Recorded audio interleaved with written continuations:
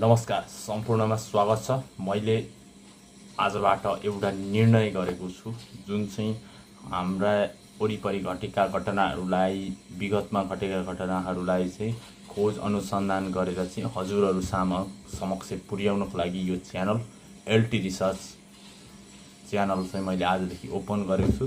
तपाईहरुलाई स्वागत छ एलटी रिसर्च च्यानलमा। सो ढिलो नगरिकन अब हामी जाँदैछौँ। अब तपाईहरुले पूरा भिडियो हेर्नको लागि चाहिँ मोबाइललाई रोटेट गर्नु होला।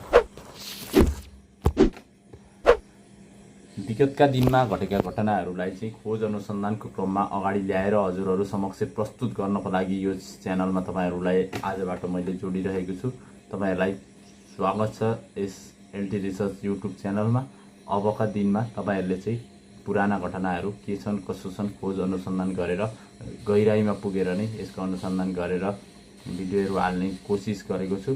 तपाईहरुलाई यस च्यानलमा जोडिनु भएकोमा धेरै धेरै धन्यवाद छ। अब ढिलो नगरिकन सुरु गरौँ आजको कथावस्तुलाई।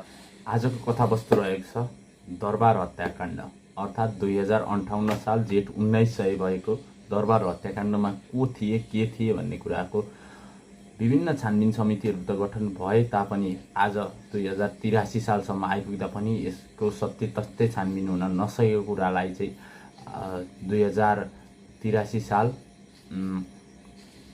जेठ 26 गते पुनः सुदन गुरुङ गृहमन्त्री भइसकेपछि उहाँले चाहिँ फेरि राज दरबार हत्याकाण्डलाई फेरि पनि त्यो फाइल खोल्ने कुरो छ।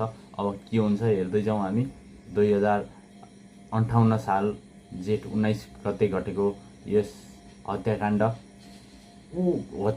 को संलग्न थिए भन्ने कुरो के नालीबेली पत्ता लाग्ला त भन्ने कुराको विषयमा आज हामी चर्चा गर्न गइरहेका छौँ। कतिसम्म सम्भावना छ हामी यो भिडियो मार्फत हेर्दै जाउँ।